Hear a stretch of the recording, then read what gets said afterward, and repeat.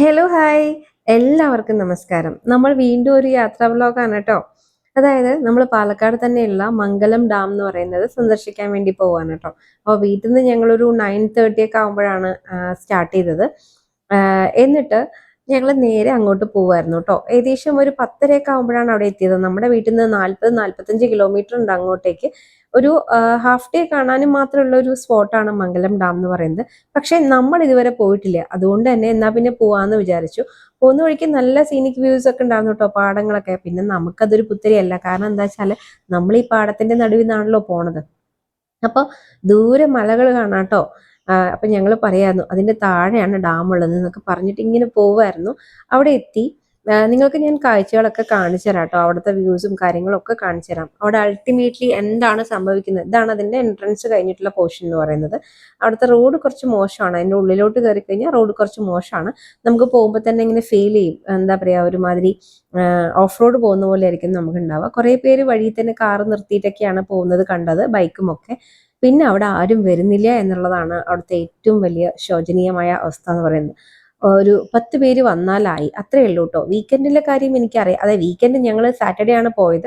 ഇനി സൺഡേയിലെ കാര്യം എനിക്കറിയില്ല. എങ്കിൽ പോലും ഇത് കിടക്കണം നോക്കൂ, എല്ലാം പൊട്ടി പൊളിഞ്ഞ് തകർന്ന അവസ്ഥയിലാണ്. എന്നാൽ എന്നാൽ എല്ലാം ഉണ്ട് താനും. അതായത് എല്ലാ ഫെസിലിറ്റീസും, ബയോ ടോയ്ലറ്റുകളും കുറേ പാർക്കുകളും, അങ്ങനെ എല്ലാ ഫെസിലിറ്റിയും, സൈഡ് മോള്, വാക്ക് വേ, അങ്ങനെ എല്ലാം ഉണ്ട് കേട്ടോ. പക്ഷെ ഒന്നും തന്നെ നേരെ മെയിൻറ്റെയിൻ ചെയ്യാത്തതുകൊണ്ട് ഒക്കെ ശോചനീയമായി കിടക്കുകയാണ്. ഇപ്പോൾ അത്യാവശ്യം വെൽ മെയിൻറ്റൈൻഡ് ആയിട്ടുള്ളത് ഒരേ ഒരു ചിൽഡ്രൻസ് പാർക്ക് മാത്രമാണ് കേട്ടോ. അത് അത്യാവശ്യം നല്ല രീതിയിൽ തന്നെ പ്രവർത്തിക്കുന്നുണ്ട്. അപ്പോൾ അത് മാത്രമേ നമുക്ക് ആക്സസ് ചെയ്യാൻ പറ്റുള്ളൂ. പക്ഷേ അവിടുത്തെ വ്യൂവും അവിടത്തേക്കുള്ള വാക്കും ഒന്നും ഒരു രക്ഷയില്ലാത്ത കാര്യമാണ്. ശരിക്കും പറഞ്ഞു കഴിഞ്ഞാൽ വളരെ ബ്യൂട്ടിഫുൾ ആണ് എന്ന് തന്നെ പറയാം.